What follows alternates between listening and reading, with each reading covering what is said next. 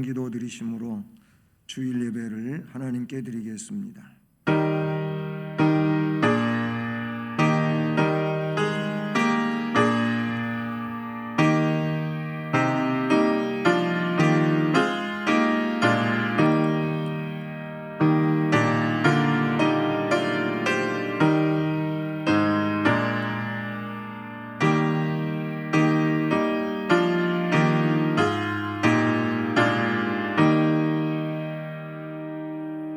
내 영혼아 여호와를 송축하라. 여호와 나의 하나님이여, 주는 심히 위대하시며 존귀와 권위로 옷 입으셨나이다. 아멘. 사랑의 하나님 아버지, 감사드립니다. 거룩한 주일을 맞이하며 주 앞에 나와 경배하게 하심을 감사합니다. 이 예배 시간 처음부터 끝까지 하나님께서 홀로 주장하시며 영광을 받으시옵소서. 예수 그리스도의 이름으로 기원드립니다. 아멘. 자리에서 일어나셔서 찬송 28장을 찬송드립니다.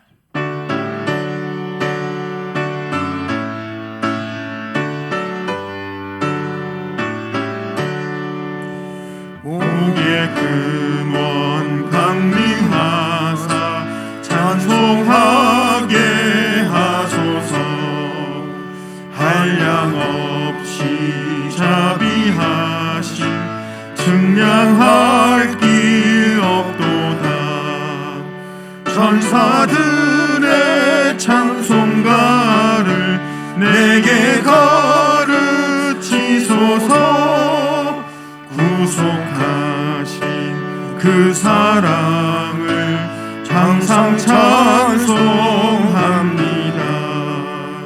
주의 크신 도움 받아 이때까지 왔으니 이와 같이 천국에도 이르기를 바라네. 하나님의 품을 떠나 죄에 빠진 우리를 예수 구원하시려고 보혈 흘려 주셨네. 주의 귀한 은혜 받고 일생 빚진 자 되네. 주의 은혜 사슬회사 나를 주께 매소서. 우리 마음은 연약하여 범죄하기 쉬우니 하나님이 받으시고 천국인을 치소서.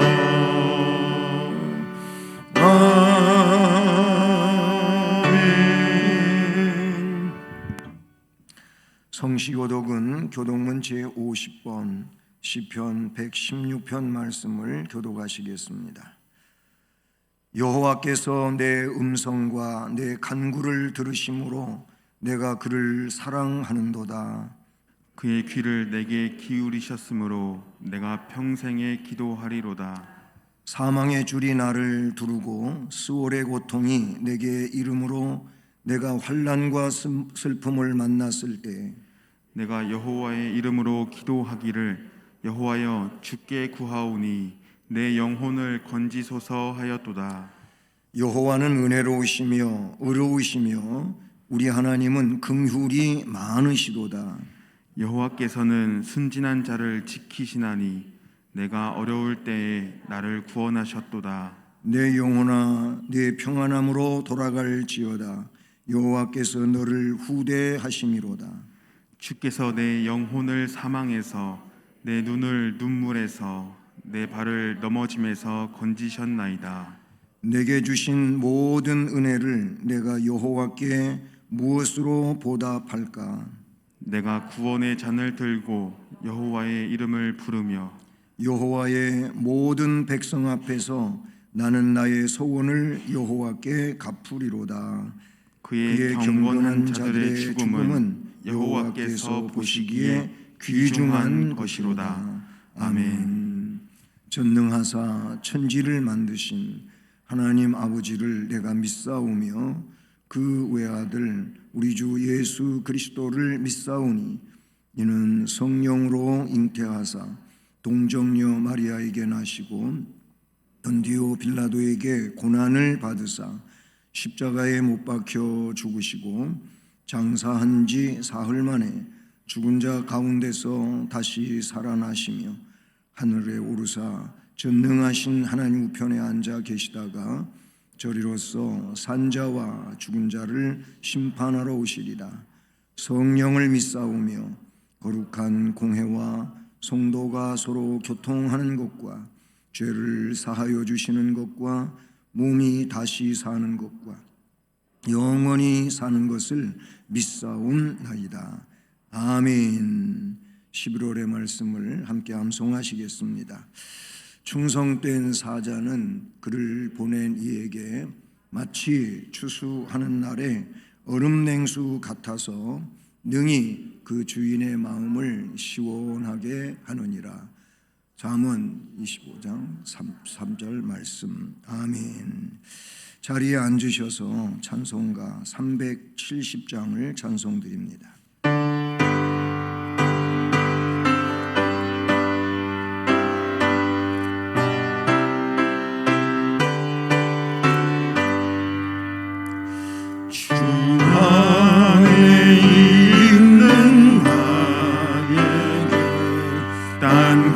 근심이 있으랴 십자가 밑에 나가 내 짐을 풀었네.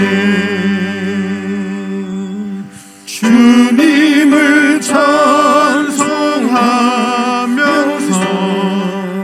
할렐루야 할렐루야. 내 앞길 멀고 험해도 나 주님만 따라가리. 그 두려움이 변하여 내 기도 되었고 전날의 한숨 변하여 내 노래 되었네. 주님을 찬송하면서 할렐루야 할렐루야. 내 앞길 멀고 험해도 나 주님만 따라가리. 내 주는 자비하셔서 늘 함께 계시고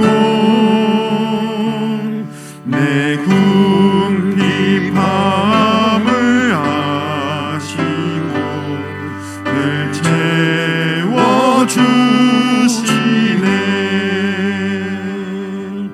주님을 찬송하면서 할렐루야 할렐루야. 내 앞길 멀고 험해도 나 주님만 따라가리. 내 주와 맺은 언약은 영불변하시니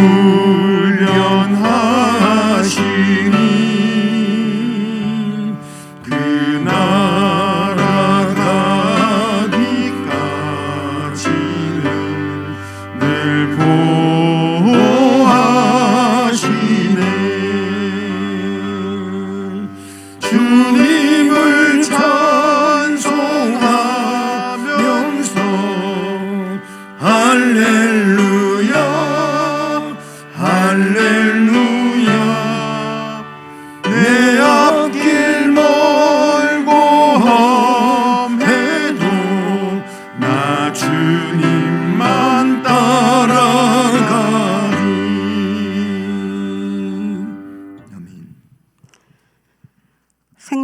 근원이 되시는 하나님 아버지, 우리에게 풍요로운 결실의 계절, 거룩한 주일을 허락하여 주셔서 주님 앞에, 주님 보좌 앞에 이렇게 나오게 하시니 감사합니다. 이제 11월과 함께 얼마 남지 않은 올 한 해도 주님과 동행하는 귀한 시간이 되게 하여 주시옵시고, 지난날 세상 가운데 버려두지 아니하시고 이렇게 선한 길로 인도해 주셔서 감사합니다. 인간의 생사화복을 주관하시는 하나님, 걷잡을 수 없이 확장되고 있는 코로나가 하루빨리 사라지게 하시고 이로 인해 힘들어하는 자들에게 영과 이익이 강건하게 되길 원합니다. 무엇보다 연로하신 어르신들과 어린 자녀들을 붙잡아 주셔서 질병으로 인한 고통과 두려움에서 벗어나게 도와주세요. 나날이 위기로 빠져가는 이 나라 위에 기도합니다. 하나님, 이 나라 백성들을 불쌍히 여겨주시고 날마다 위기 속에 살고 있는 백성들을 구원해 주세요. 지도자는 무능한 지도자가 아니라 능력 있고 지혜 있는 지도자가 되어서 정직하고 겸손하게 국정을 살피고 국민을 위해 정치를 펼치게 하여 주시옵소서. 하나님, 각 기관과 또 이렇게 교육부를 축복하시고 모든 예배가 회복되고 부흥되기를 원합니다. 하나님, 이 시간도 우리 성도들 하나님 아버지 예배를 주님께 영광 돌리고자 이렇게 하나님 모였습니다. 하나님, 이 예배를 통해서 우리 하나님 영광 받아 주시옵시고, 또 하나님 보이지 않는 곳에서 또 이렇게 묵묵히 봉사하는 손길에게도 은혜와 축복이 있게 하여 주시옵소서. 하나님, 맡겨진 사명에 충성을 다하고 주님의 뜻을 이루는 성도들이 되게 하여 주시옵소서. 이 시간 단회에 세우신 우리 담임 목사님, 성령께서 강건하게 붙들어 주시고 선포된 말씀을 통하여 회개하는 은혜의 시간이 되게 하여 주옵소서. 감사드리면 예수님의 이름으로 기도드립니다. 아멘.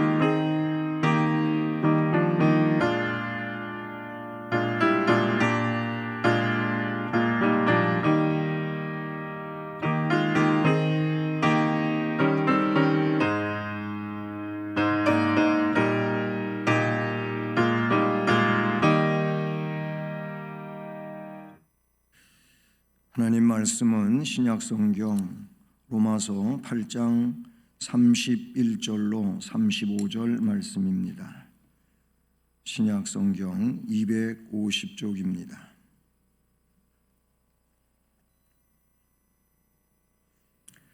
로마서 8장 31절로 35절까지 함께 봉독하시겠습니다. 그런즉 이 일에 대하여 우리가 무슨 말하리요? 만일 하나님이 우리를 위하시면 누가 우리를 대적하리요? 자기 아들을 아끼지 아니하시고 우리 모든 사람을 위하여 내주신 이가 어찌 그 아들과 함께 모든 것을 우리에게 주시지 아니하겠느냐? 누가 능히 하나님께서 택하신 자들을 고발하리요? 의롭다 하신 이는 하나님이시니 누가 정죄하리요? 죽으실 뿐 아니라 다시 살아나신 이는 그리스도 예수시니 그는 하나님 우편에 계신 자요 우리를 위하여 간구하시는 자시니라. 누가 우리를 그리스도의 사랑에서 끊으리요? 환난이나 곤고나 박해나 기근이나 적신이나 위험이나 칼이랴. 아멘. 기도드리겠습니다. 우리를 사랑하시는 하나님 아버지, 그 사랑 속에서 이 시간도 크신 사랑을 허락해 주심을 감사드립니다. 말씀을 증언하게 하시고 들을 수 있게 하심도 감사드립니다. 이 시간 전하는 자에게 능력으로 함께 해주시고 듣는 모든 이들에게 동일한 성령의 역사로 깨달으며 감동과 감화를 갖게 하옵소서. 그리하여 주께서 원하시는 귀한 삶을 살아감으로 하나님 앞에 영광을 돌릴 수 있게 하옵소서. 주께 모든 것을 맡겨오며 예수 그리스도의 이름으로 기도드립니다. 아멘. 할렐루야.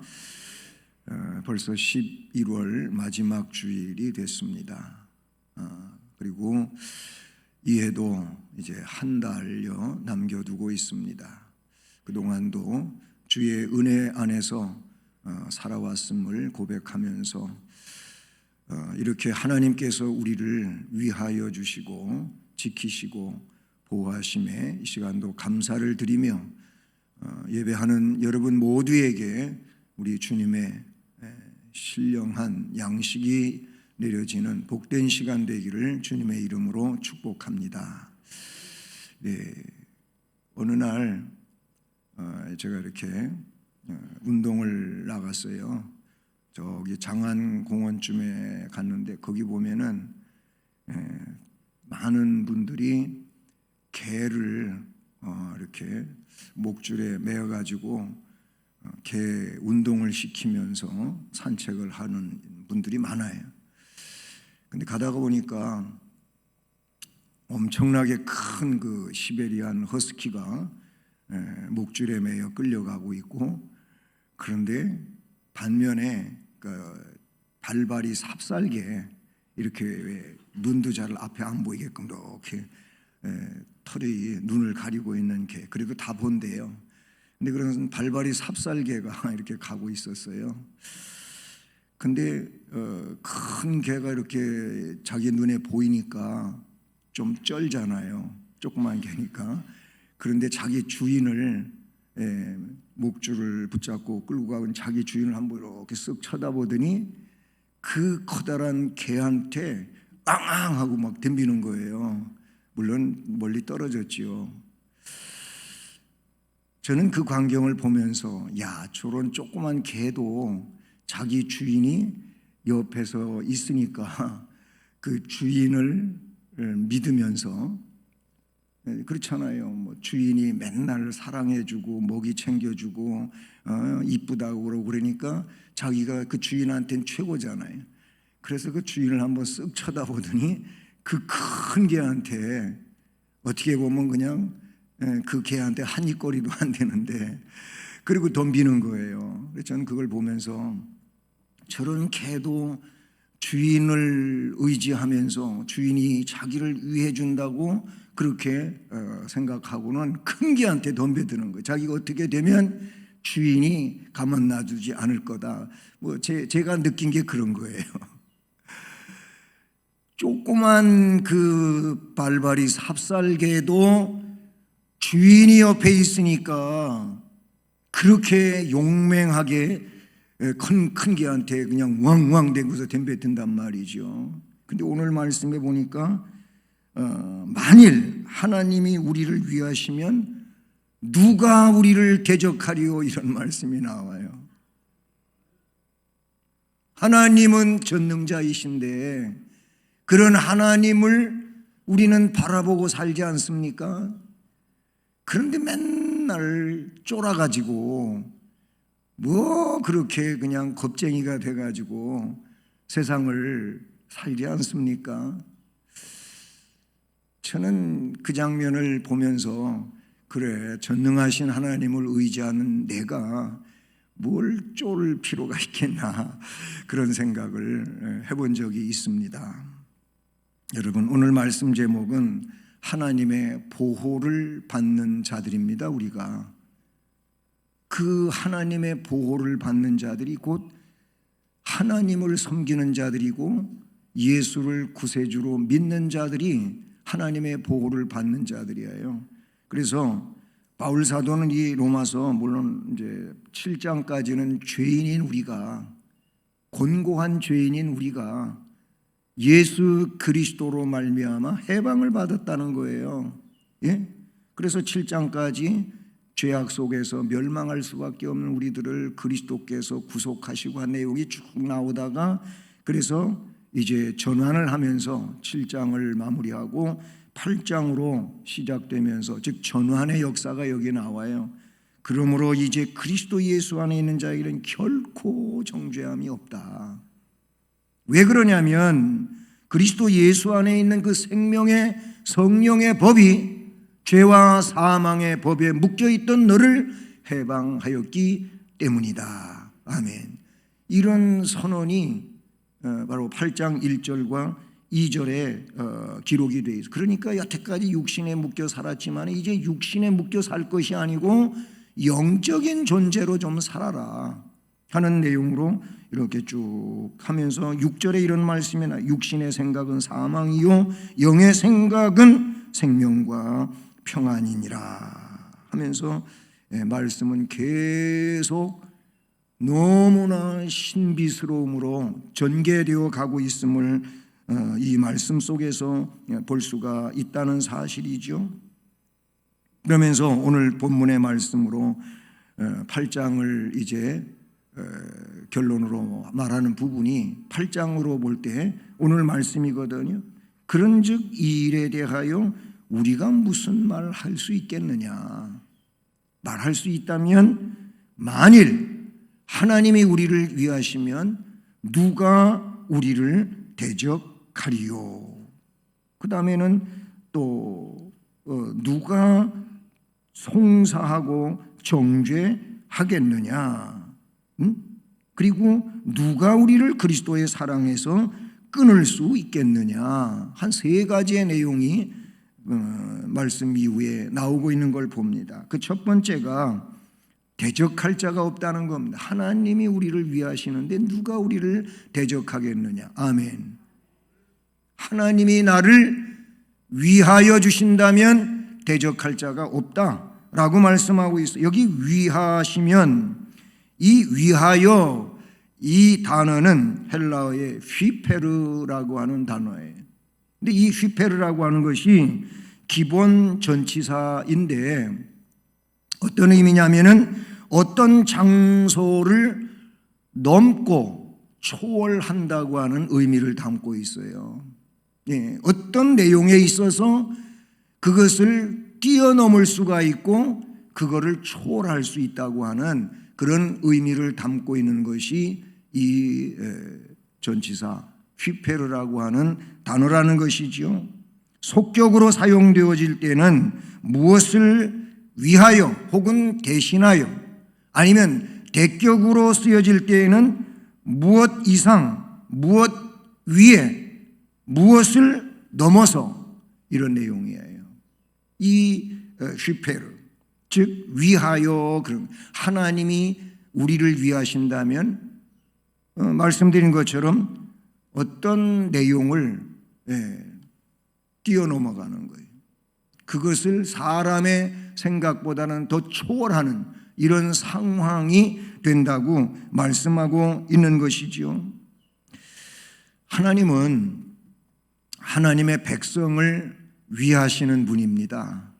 우리가 그런 내용은 성경의 믿음의 조상들에게서 얼마든지 찾아볼 수 있는 내용 아닙니까? 하나님은 노아를 위하셨어요. 그렇잖아요. 그 당시에 다 타락하고 그래서 완전히 죄로 가득 차간 이런 상황이 됐어요. 근데 하나님께서 하나님의 백성인 노아를 하나님이 은혜 주시고 그에게 하나님이 방주를 준비할 것을 말씀해 주시고 그리고 40주 40야를 비가 내리게 해서 세상에 홍수 심판이 임하였고 다 홍수로 수장돼서 죽습니다. 그러나 노아와 그 식구들과 노아 방주에 탄 짐승들은 아무 문제가 되지 않았지 않습니까? 하나님이 노아를 위하셨어요. 그리고 믿음의 조상 아브라함을 위하셔요. 아브라함이 좀 부족하고 연약하고 그래서 잘 못한 적도 있지만은 그럼에도 불구하고 해를 당하지 않게 하고 오히려 해를 가하려고 하던 그들로 하여금 많은 재물을 아브라함에게 주게 해서 그곳에서 다시 하나님의 보호와 인도 속에 나오는 이런 내용이 아브라함에게 있다는 사실이죠. 그렇습니까? 또 그의 후손인 요셉을 하나님은 위하셨기 때문에 그가 노예가 되고 죄수가 되고 그런다 할지라도 그 요셉은 결국은 하나님의 위하심 때문에 애굽의 총리가 되고 그리고 그 식구들을 흉년의 때에 다 건져내는 이런 일을 하게 하시지 않습니까? 요셉이 위대한 게 아니고 요셉을 위하고 계신 하나님이 위대하시다 그 말이에요. 거기서만 멈추지 않잖아요. 계속 그 이후에 애굽에서의 고난받는 백성을 모세를 통하여 이끌어내시는 하나님. 모세를 하나님이 얼마나 철저하게 지키고 보호하십니까? 예? 그 모세에게 누구도 하나 손대지 못하게 하나님께서 위하여 주시잖아요. 모세 건드리다가 큰일 난 사람들이 한둘이 아니에요. 심지어는 자기 누나까지도 모세에 대해서 함부로 이야기하다가 나병이 들었지 않았습니까? 물론 진중에 나가서 어느 일정 기간 동안 그 격리 생활하다가 다시 치료받고 들어옵니다마는 모세를 위하시는 하나님을 우리는 보게 돼요. 네, 그만이 아니에요. 여호수아도 그랬고 다윗도 그랬고 아니면은 여호사밧이라든지 히스기라든지 이런 왕들을 하나님이 다 위해 주셔서 패전할 수밖에 없는 전쟁 가운데서도 승리하게 하시는 하나님의 역사를 본다, 그런 얘기예요. 그와 같이 하나님은 하나님의 백성들을 위하시는 하나님이신 줄로 믿습니다. 그런데 이 하나님께서 위하여 주시면은 그 하나님이 위하시는 자는 누가 대적할 수가 없는 거예요. 오히려 대적하다가는 산산이 부서진다고 하는 시편의 말씀과도 같이 그렇게 되었다는 내용은 역사에 나타나고 있는 내용들이라고 하는 사실인 것이죠. 하나님은 성도들에게 필요하다면 그 어떤 소유물도 기꺼이 선물로 주시는 하나님이라는 거예요. 그거를 32절 말씀에서 뭐라고 해주세요? 자기 아들을 아끼지 아니하시고 우리 모든 사람을 위하여 내주신 이가 어찌 그 아들과 함께 모든 것을 우리에게 주시지 아니하시겠느냐 그랬어요. 그러면 이 말씀의 의미가 뭡니까? 우리를 위해서 최고의 것을 내어주셨다면 그보다 못한 것을 뭘 아까워하시겠느냐 그 말이에요. 예? 아들을 아끼지 아니하고 내어주신 그분께서 어찌 그 아들과 함께 모든 것을 우리에게 주시지 아니하시겠느냐. 다 주신다는 거예요. 최고의 것도 내어주셨다면 그 이하의 것들은 내주심에 있어 인색하지 아니하시는 하나님이시라고 말씀을 해주고 있지요. 베드로후서 1장 3절 말씀에도 이런 말씀이 나와요. 그의 신기한 능력으로 생명과 경건에 속한 모든 것을 우리에게 주셨으니 아멘. 예? 신기한 능력 속에 생명과 경건에 속한 모든 것들을 우리에게 주셨다는 것인데 결과적으로 우리는 그거를 받아야 된다는 사실이에요. 주셨으니까 받으면 되는 건데 그게 믿음으로 받는 것이지요. 그런데 그렇지 못한 상황에 있는 믿음 없는 받을 그릇이 없는 이런 안타까움이 우리에게 있다는 사실이에요. 그것이 우리가 믿음 안에서 바르게 세워져야 될 내용이 되는 줄로 믿습니다. 찬송가 94장은 너무 은혜로운 찬송 중에 하나잖아요. 주 예수보다도 귀한 것은 없네. 그 찬송이에요. 그렇기 때문에 그 찬송의 1절에서는 세상 부귀와 바꿀 수 없네 그랬어요. 2절에서는 세상 명예와 바꿀 수 없네. 그리고 3절에서는 이 세상과도 바꿀 수 없네. 그렇게 1, 2, 3절에 세상의 사람들이 귀하다고 여겨지는 그런 것들과 체인지할 수가 없다는 거예요. 그것이 바로 이 하나님의 사랑과 그 역사와 체인지될 수 없다고 하는 것을 고백하고 있는 내용이 나오지 않습니까? 그렇습니다. 성도가 지니고 있는 엄청난 특권이 바로 이것이라고 생각합니다. 이 엄청난 특권을 지닌 성도들을 대적할 자는 이 세상에 어디에도 없는 것이지요. 왜? 하나님이 위하시니까, 하나님이 휘페르, 즉 뛰어넘을 수 있게 해주시니까, 그 이상으로 가게 해주시니까 그렇다고 말씀하고 있다는 사실이죠.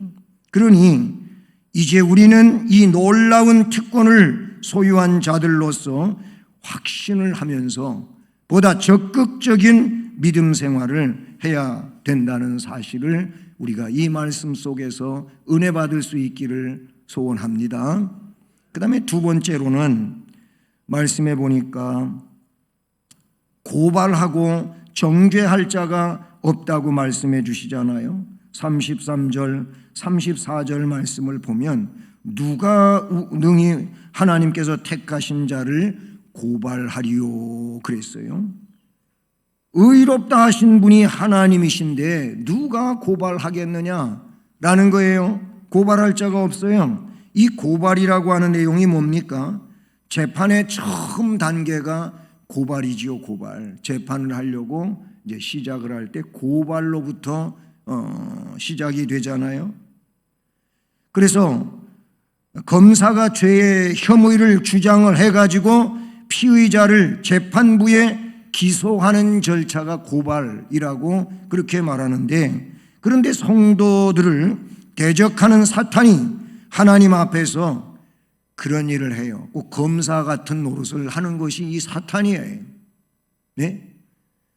사탄과 그 하수들은 끊임없이 성도의 신앙과 행함 사이에 이 모순을 가지고, 네? 신앙의 어떤 그 표준이 있잖아요. 이 표준에 도달하지 못하고 있는 그런 성도의 미약함, 부족함을 그걸 이 표준에 빗대어 가지고 하나님 앞에 고발을 한다 그 말인 것입니다. 그러나 그들은 결코 그 고발의 목적을 달성할 수가 없습니다. 왜? 비록 인간이 죄를 지었다 할지라도 재판장 되신 하나님께서 성도들의 죄를 무혐의 처리하기 때문에 그러는 거예요.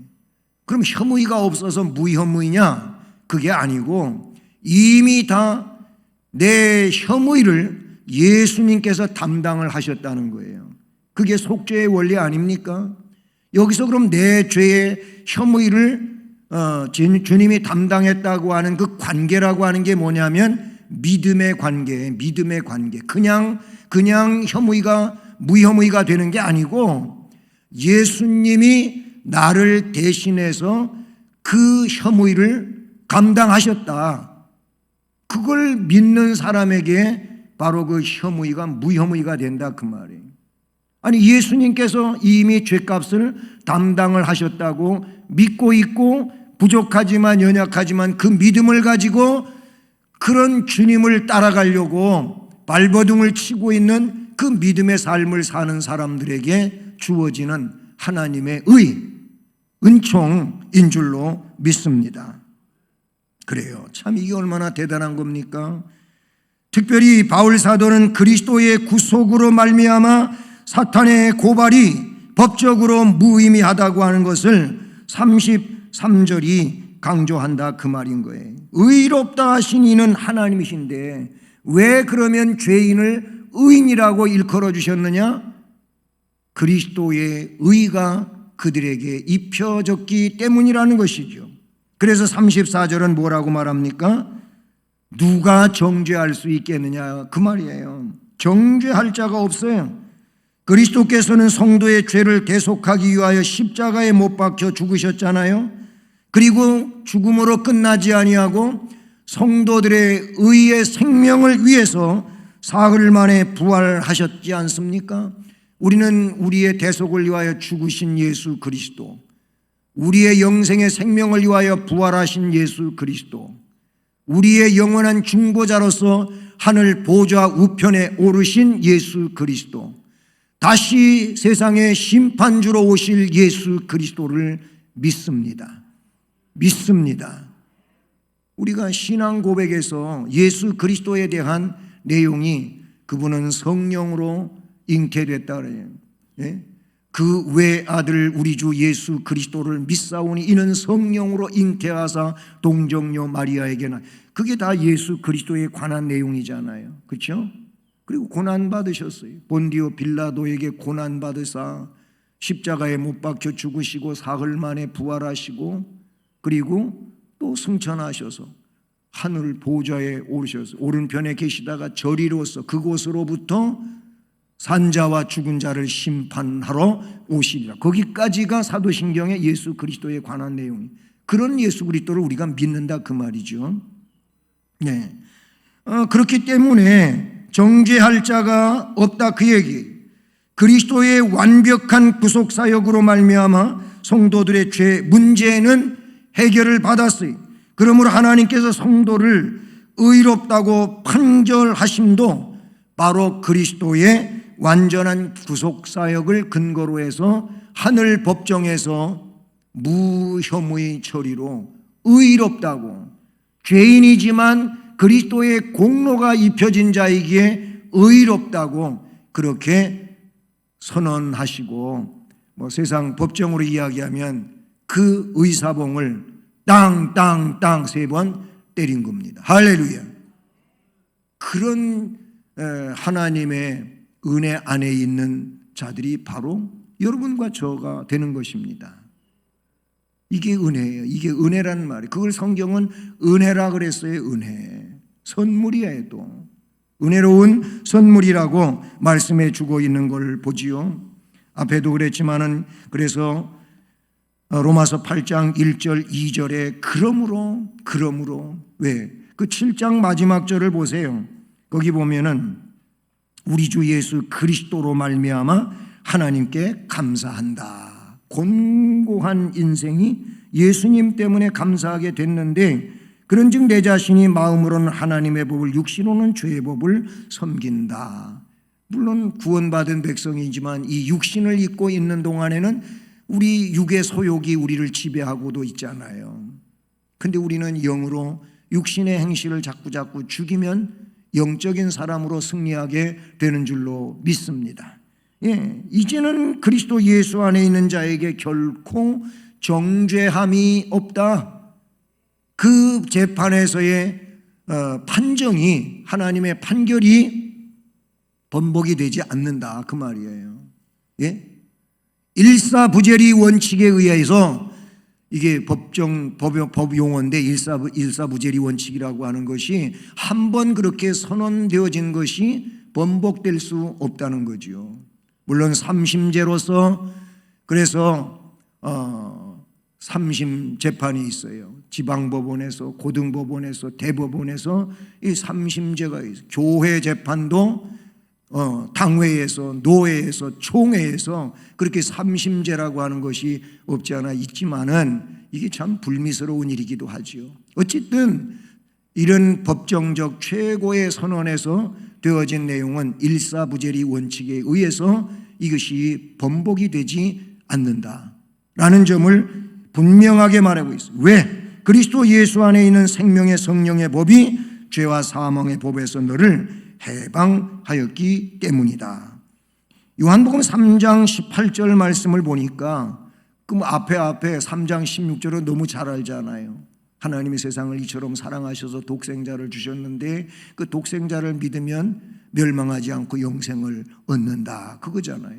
그러면서 18절에 이런 말씀을 하고 있어요. 저를 믿는 자는 심판을 받지 아니할 것이요, 믿지 아니하는 자는 하나님의 독생자의 이름을 믿지 아니하므로 벌써 심판받은 것이니라. 이런 말씀이 나와요.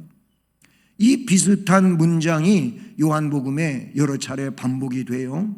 예. 거기 믿는 자는 심판받지 않고 믿지 않는 자는 심판받았다고 이렇게 말하고 있는데, 이거를 요한복음 5장 29절 말씀해 보니까 조금 단어를 달리 쓰고 있는데 뭐라고 쓰냐면 선한 일을 행한 자는 생명의 부활로, 악한 일을 행한 자는 심판의 부활로 나온다고 이렇게 말하고 있어요.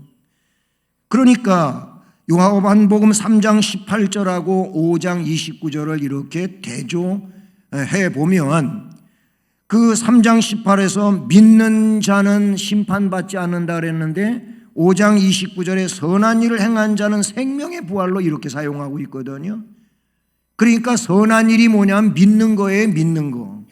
선한 일이 믿는 건데 믿음의 사람은 결국 생명의 부활로 나온다는 말, 심판을 받지 않고 생명, 영생으로 간다 그 말이잖아요. 근데 그 3장 18절에서 믿지 아니하는 자는 벌써 심판을 받았다 그랬는데 5장 29절에 믿지 않는 일을 뭘로 표현하냐면 악한 일을 행한 자는 그랬어요. 하나님을 믿지 않는 거, 예수를 구세주로 믿지 않는 것이 악한 거예요. 믿는 것이 선한 거예요. 우리의 뭐 착하고 의롭고 선하고 그거가 기준이 아니고 바로 하나님이 제시하신 그 도리를 믿고 안 믿고가 선과 악으로 갈라지는 거예요. 그래서 선한 일을 행하면 믿는 사람이 되면 생명의 부활로 심판을 받지 아니하고 나아가요. 악한 일을 행한 자, 믿지 않는 자는 심판의 부활로 나아가요. 이것을 말씀해 주고 있어요. 여러분, 믿음 안에서 성도는 심판에 이르지 아니하는 자가 된 겁니다. 이것은 그리스도의 죽으심, 부활하심, 승천하심, 중보의 기도를 믿고 사는 내용이 되는 것인 줄로 믿습니다. 예수 잘 믿읍시다. 예수님이 나의 구세주임을 확신합시다. 다른 것을 자꾸 구원의 조건으로 등장시키지 맙시다. 오직 구원의 조건이라고 하는 것은 예수 믿는 것밖에 없습니다. 그리고 충실히 믿는 것은 충성의 삶을 살게 되어 있기 마련이다 하는 점도 우리가 기억해야 될 줄로 믿습니다. 현대에 와서 충성은 배제되면서, 충성심은 배제되면서 믿는다고 하는 이런 일들이 너무나도 많이 사람들에게서 입에 오르내리고 있는 거예요. 도대체 믿는 것이 무엇입니까? 그러면 야고보 사도가 말하는 것처럼 너의 믿음을 나한테 보여라 라는 것인데, 행위의 문제를 이야기하는 것이 아니고 진정한 생명의 믿음을 가진 자는, 이 구원의 믿음을 가진 자는 믿음의 행위를 가진다고 야고보 사도는 분명히 우리에게 정리하여 알려주고 있지 않습니까? 자, 마지막으로 오늘 말씀 세 번째 단락은 뭐냐? 말씀에 그리스도의 사랑에서 끊을 것이 없는 거예요. 하나님이 우리를 위하신다면 대적할 자가 없어요. 두 번째는 고발하고 정죄할 자가 없어요. 세 번째는 그리스도의 사랑에서 끊을 수가 없어요. 이것이 마지막 세 번째 내용인데 뭐라고 얘기했어요? 35절을 보니까 누가 우리를 그리스도의 사랑에서 끊으리요? 무엇이 우리를 그리스도의 사랑에서 끊으리요? 아까 찬송가 94장 말씀해 드렸잖아요. 예수보다도 귀한 것이 없어요. 세상의 행복도 명예도 그 어떤 것도 그리스도와 비교되지 않는 내용들임을 말씀해 주고 있잖아요. 그래서 본문에도 환난도 곤고도 박해도 기근도 적신도 위험도 칼도, 그런 것들이 그리스도의 사랑에서 끊어낼 수 있느냐? 끊어낼 수 없다는 것을 바울 사도는 고백하면서 그 이하에 이제 말씀을 인용하면서 또 그걸 더 설명하고 있어요.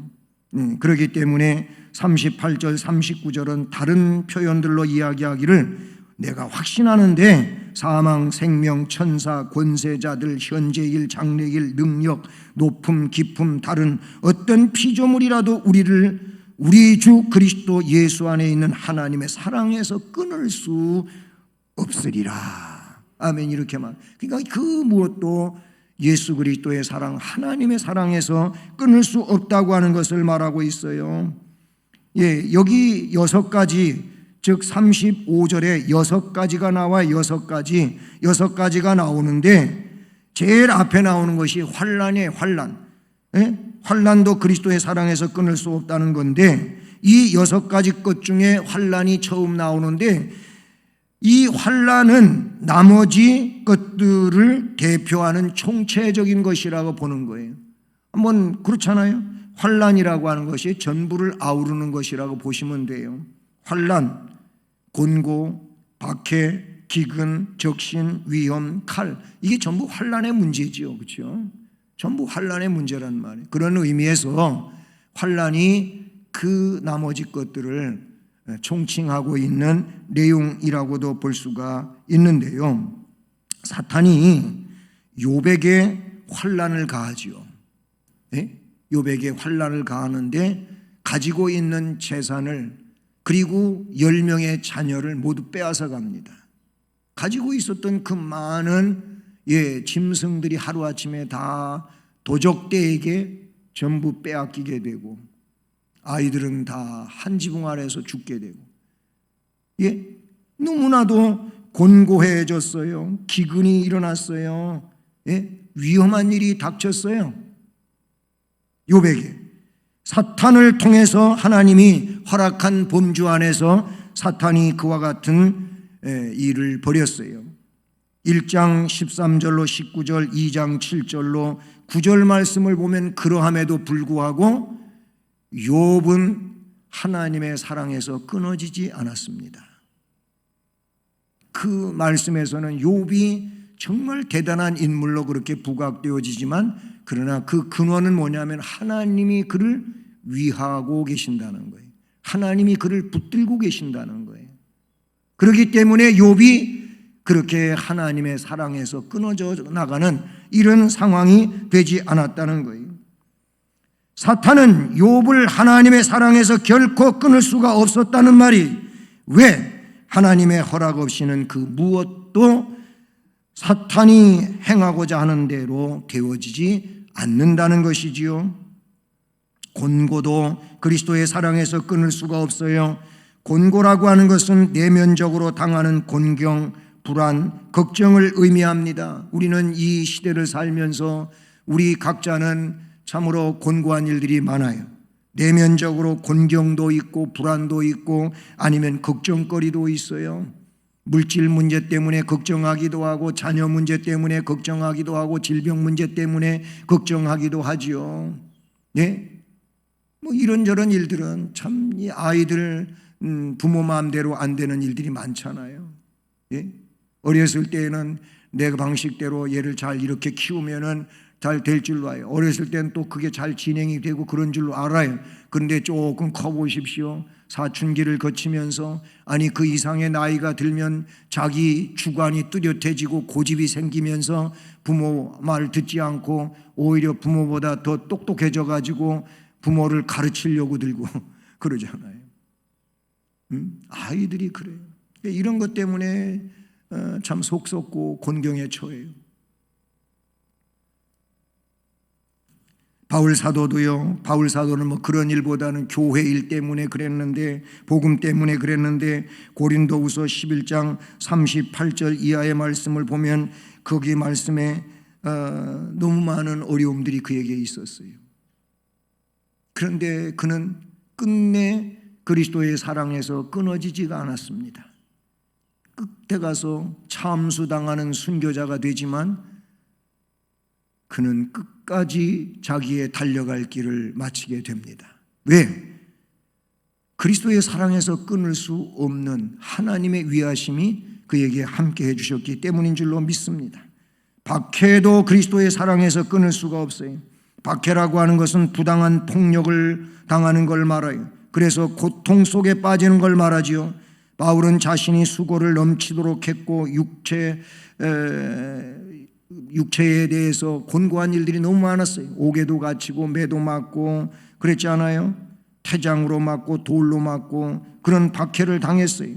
고린도후서 11장 24절로 25절에 보면 잘 나오죠.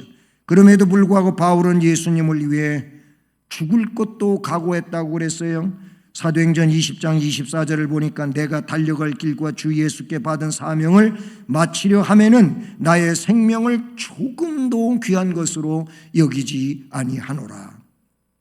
사도행전 21장 13절은 나는 주 예수의 이름을 위하여 결박당하는 것뿐만이 아니고 예루살렘에서 죽을 것도 각오하였노라 라고 말했어요. 그걸 보면 바울이 어려움 당한다고, 심한 핍박을 당한다고 그리스도의 사랑에서 끊어지는 게 아니고 오히려 그 그리스도와의 맺은 줄이 더 견고해지는 걸 우리가 볼 수 있잖아요. 왜? 하나님께서 그를 위해 주시기 때문인 줄로 믿습니다. 기근, 적신도 그리스도의 사랑에서 끊을 수가 없어요. 기근은 굶주림을 말하고 적신은 헐벗음을 말하는데 바울사도 고린도후서 11장에 보니까 그는 이렇게 말했어요. 자지도 못했고 줄이고 굶고 춥고 헐벗었노라 그랬어요. 제대로 먹지도 못했고 배고픔으로 시달리며 잠도 제대로 자지 못했고 의복도 제대로 없어서 추위에 떨고, 그래서 디모데에게 이제 네가 나한테 올 때에 내 겉옷을 가지고 와라 그런 말도 썼어요. 그게 지금 딱 나한테 있었으면 좋은데 그게 없어서 내가 죽구나 그 말이에요. 그런데도 그런 것들이 예수 그리스도와의 사랑에서 끊을 수 없었다는 거예요. 이 사랑에서 끊어지는 것은 어떤 의미에서 보면 하나님이 위하여 주시는 자가 아니라는 얘기가 될 수밖에 없어요. 우리의 훌륭한 믿음은 그리스도의 사랑에서 우리를 끊어낼 자가 없어요. 하나님의 사랑에서 우리를 끊어낼 것이 없다고 하는 것을 말씀하고 있어요. 여러분, 기복신앙인이 되지 맙시다. 물질적으로 잘 안 된다고 끊어지고 내 기도대로 안 된다고 끊어지고, 끊어지는 것은 이게 정말 하나님이 위하여 주시는 자가 아니지 않나? 그러니까 끊어지는 거 아니냐라는 거예요. 위험과 칼도 그리스도의 사랑에서 끊을 수 없다는 거예요. 사람으로부터 아니면 어떤 자연의 내용으로부터 피해를 당한다 해서 끊어지는 것이 아닙니다.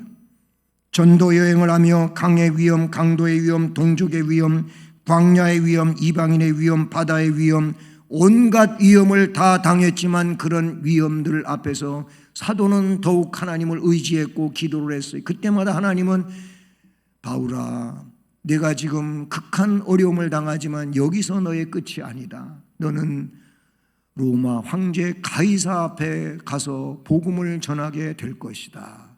그 최종적인 말씀까지 해주셔요. 예? 예루살렘에서 체포돼 갖고 죽을 것 같은데 배 타고 가다가 로마로 가다가 풍랑 만나가지고 거기서 끝날 것 같은데 그때마다 하나님 그에게 꿈에 나타나가지고 그에게 지시하시는 내용이 나오잖아요. 이것은 하나님이 그를 지켜주시고 보호하시고 위하신다는 걸 알 수가 있어요. 사랑하는 여러분, 선포하십시오. 선포하십시오. 뭐라고? 나는 하나님이 위하시는 자다. 선포하십시오. 나는 하나님이 위하시는 자기 백성이다. 선포하십시오. 그렇기 때문에 대적할 자도 없고 고발하고 정죄할 자도 없고 끊을 자도 없다라고 선포하시기를 바랍니다. 그리고 하나님 의지하십시오. 말씀 의지하고 믿음으로 살아가시기를 주님의 이름으로 축복합니다. 하나님 아버지, 세상 참 험난합니다. 이런 험난한 세상 가운데 우리가 무슨 힘으로 살아갈 수가 있겠습니까?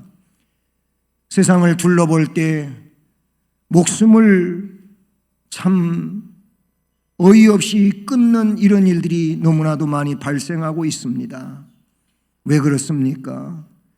하나님을 의지하지 못하기 때문인 것 같습니다.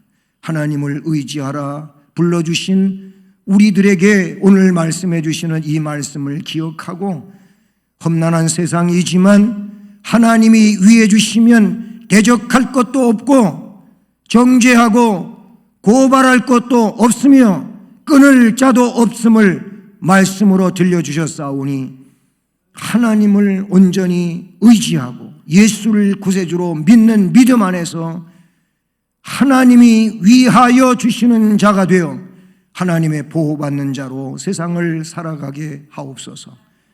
예수 그리스도의 이름으로 기도드립니다. 아멘. 말씀 생각하시면서 찬송가 408장을 찬송드리겠습니다.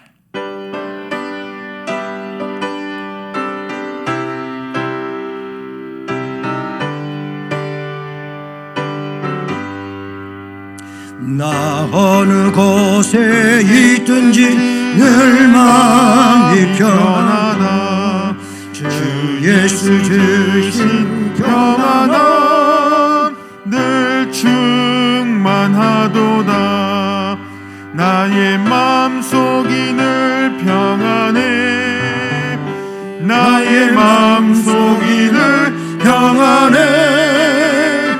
악한 죄 파도가 많으나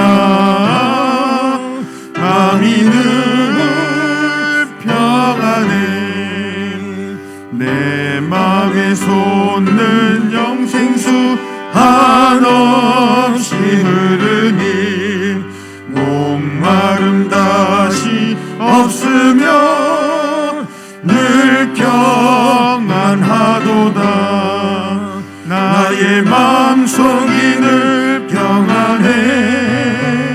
나의 마음속이 늘 평안해.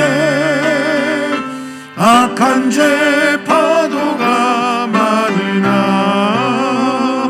마음이 늘 평안해.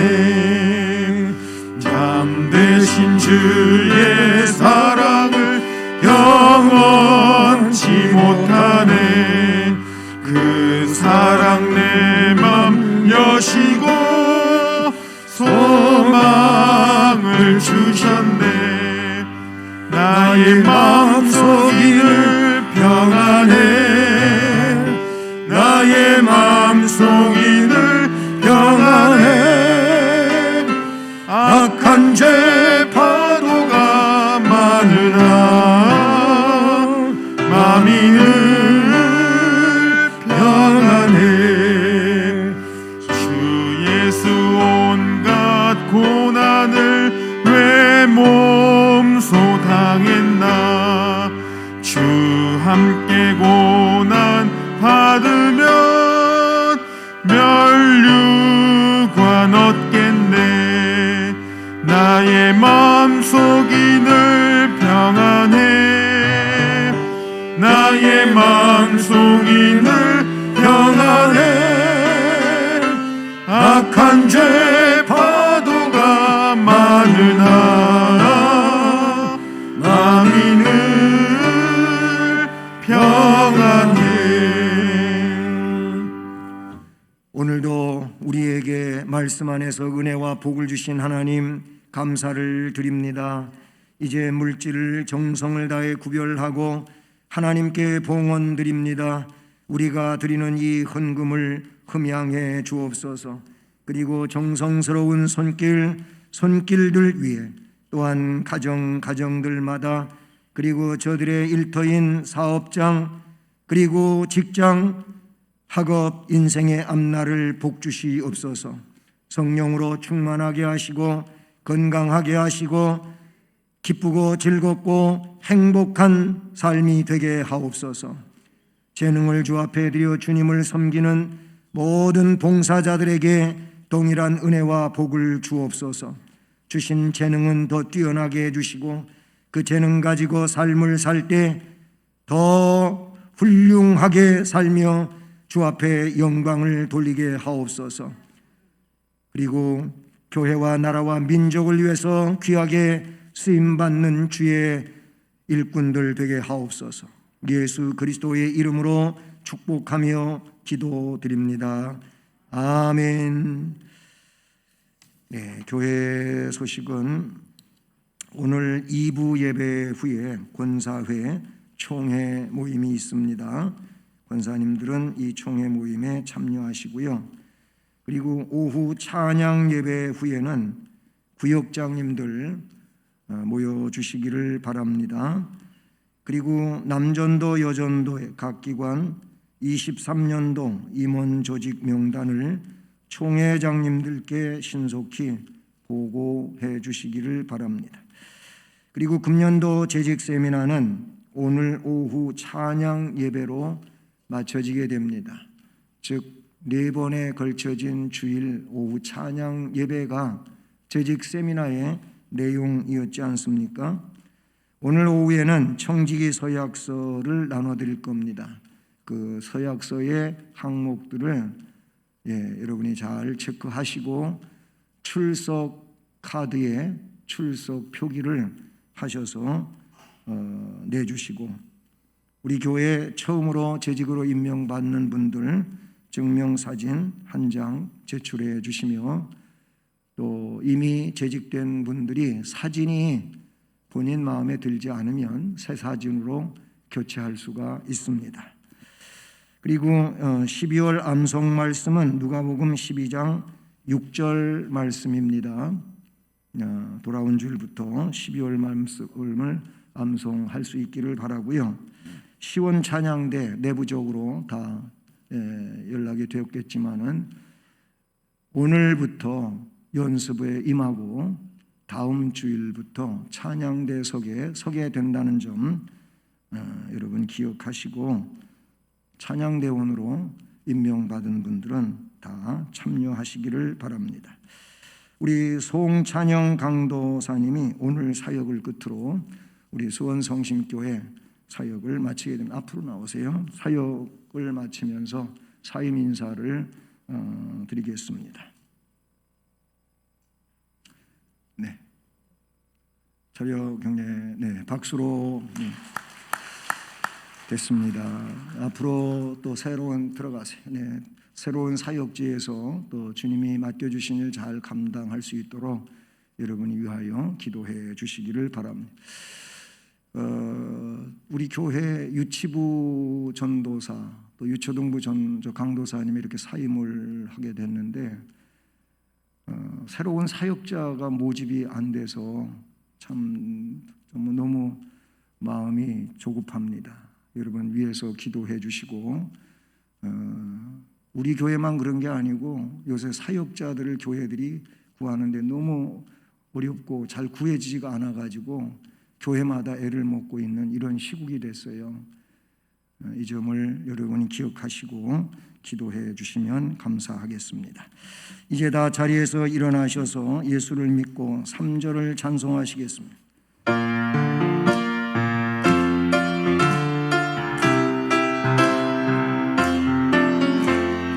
내 몸과 같이 이웃을 살아 가정이 지내고 온 정성 다해 주님을 살아 교회를 받드네. 우리나라 즐거운 나라, 우리나라 복받은 나라. 주 예수 그리스도의 은혜와 하나님 아버지 지극한 사랑과 성령의 교통, 위로, 인도, 보호, 깨닫게 하시고 충만하게 하시는 역사가 오늘의 말씀을 들으며 결단하고 나아가는 성도들 위해 이제로 영원까지 함께 계실지어다. 아멘.